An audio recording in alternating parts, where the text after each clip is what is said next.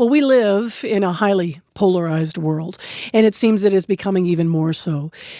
Social media doesn't help us, frankly. It traps us in echo chambers, and CBC Manitoba is launching a project to try and help break us out of those echo chambers and have conversations with people that, well, maybe we don't agree with. Conversations like this one.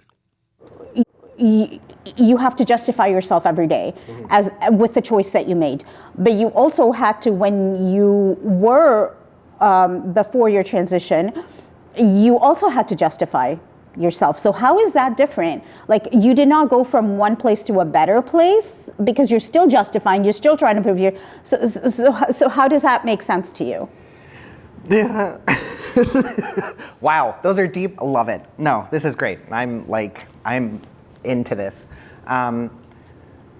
From what I got from what, like you said, like I don't feel like being trans is like, it's not a choice that I made. It's just who I am. It's hard to kind of explain, but like, yeah, like it's not something that I chose to be. I don't choose to like deal with the like violence and just the slews of transphobia that I get, and I feel like that's where we're kind of similar, where you like, we both have experienced that, and I think that's some kind of common ground where it's like, I'm not choosing, like, you didn't choose your faith. That's just who you are. I didn't choose to be trans. This is just who I am.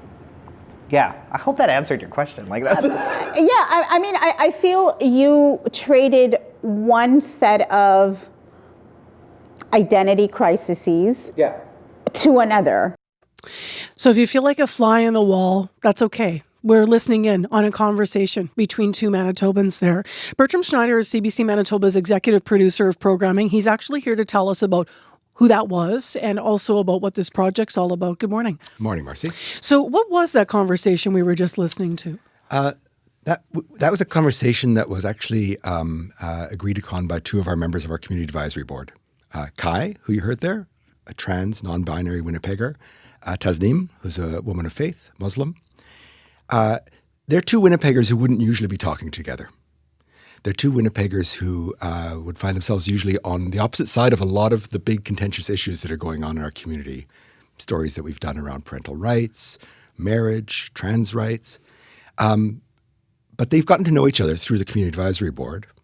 And they've developed a trust. And they said, you know what, this Manitoba Talks thing, which I'm going to tell you about in a second, we want to help make people understand what it is. And what it is conversations like this one.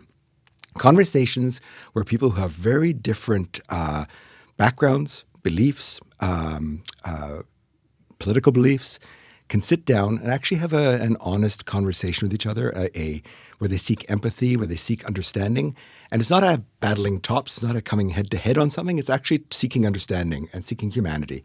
And not necessarily changing the other's opinion, but coming to a better understanding of each other. And that's kind of what Manitoba Talks is all about. Now, Manitoba Talks is based on an idea that came from somewhere else. So what's the history of it? Where does this come from? Let me give you the backstory on that one. So it started in Germany in 2017. One of the media there, Die Zeit Online, it's one of the big local daily papers.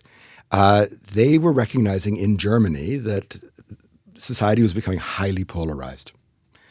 For lack of a better description, people on the right and people on the left were getting further and further apart and not talking to each other. And it was taking all sorts of, it was happening in the media, it was happening between people. Social media itself was a cesspool, which it tends to be. And they thought, what if we have a project where we bring citizens together? What if we have a project where we actually get Germans to talk to each other and seek understanding? And so they came up with what is the model for this thing now, which is growing a lot. But the model they came up with is, let's come up with an online survey and find out people's political views on various contentious issues. And then we're going to match up people who have as opposite a point of view as is possible and see how those conversations goes. And it was pretty interesting how it worked. Now, what's interesting here is, so the survey is developed through the Media Corporation in Germany and here, CBC Manitoba. The questions will be to sort of identify people, I guess, for their views on topics. But then what kinds of questions will be used on the survey? Can you give us sort of some examples of how that would work? We talked to our whole newsroom about this, and we said, let's think, what are the sort of most polarizing questions Those in are the Manitoba sessions we were in now? recently. Yeah, we did that. And it's funny because if you think about it, like all of our reporters and producers who are out there in the community every day, they know what the hot button issues are. And it's funny, even you and I, Marcy, in our brief careers here in 15, 20 years, how much it's changed, whether we can get people to talk on the radio to each other. A lot. Yeah. 15 years ago, you get two people with a very different set of views, and they would go, and it could be a very civilized, very thoughtful conversation. And now there is a reticence to do that. Now it happens sometimes around elections because people put questions to politicians around different issues with different viewpoints, but around daily issues that might speak to, well, you name it. People have lost a different value, a religion, like whatever it is. Sometimes people don't even want to sit down together. They've lost the appetite for it, the skills to have it, all of those things, right? And so, we sat down in our newsroom and we said, so what are the things that are highly polarizing? And so, yes, we have questions around, is Canada accepting too many immigrants or not? Questions around First Nations and rights around having pipelines on traditional lands. Did the government go too far during COVID? Big dividing topic, obviously, right? So we've come up with these lists of questions. Same as they did in Germany. It's always, in any of these examples, it is customized. And just to say, like, it's actually kind of cool because this is the very first time in Canada this project's come. This has been done by over 100 different countries have participated, and over 200,000 conversations have happened over the years doing this thing.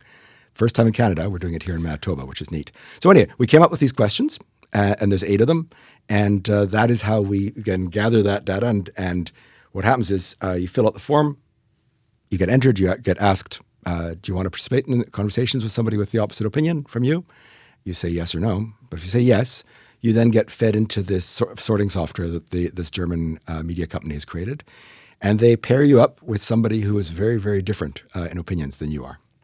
What's interesting is normally as journalists, we would do this and the end goal would always be programming. This is really about creating a Manitoba that talks to each other more and understands how to sit down again if we've lost that skill, as you said. And we're almost facilitators, and like we started with, fly on the wall to get people together that might be willing to participate, right? Yeah, most of these conversations that happen are going to be entirely private between the two people. They can happen in person, and we hope a lot of them do. They can happen online. It's a big province. We want people to be able to speak to each other from Winnipeg to Virden, from Emerson to Churchill. Like, people need to be able to talk to each other. So some of these will be online conversations. When they're in person, they're take place in a public place, in a cafe or whatever, that kind of thing. And it's interesting because when the German media company, when Die Zeit first did this years ago, they thought they were going to have a lot of fireworks. They thought it was going to be these really battling tops kind of conversations where people would be arguing and fighting with each other. And it wasn't. It was thoughtful, empathetic, listening conversations. That's what people were craving. And we see what happens if you don't have these conversations, because what's going on in the US right now is kind of horrible. And arguably, we are not that far behind in some respects on some of those issues in Manitoba. So I think there's a craving for these conversations, and we'll see what comes of them. How can people take part if they're listening this morning and they're thinking, I might be one of the people that wants to step into a conversation like this? You'll certainly find it online. There'll be an information page on our community site on our website. You will be seeing some ads around, and there'll be some QR codes that you can scan and participate in the survey that way, for sure. A lot of our online stories are going to have questions embedded in them. So if there's a question around artificial intelligence, let's say, one of our questions about that is AI going to make us dumber, is the question. You'll see that in the middle of a web story. If you answer that yes or no, it'll then prompt you to answer a few more questions and get you to sign up for the thing, which is neat. So people can participate. Individuals can participate. It's also an opportunity, I think, for you to invite people, for listeners to invite friends and relatives, people who they maybe are struggling having conversations with. Like, it's an interesting thing, right? If there's that person you haven't talked to since COVID because you just went in opposite directions, send them this link to this thing. Participate in this conversation. Like, you're not going to talk to each other, but you'll be having these conversations. It's a good way to, broach that territory. Manitoba Talks. Thank you for telling us about it. Thank you.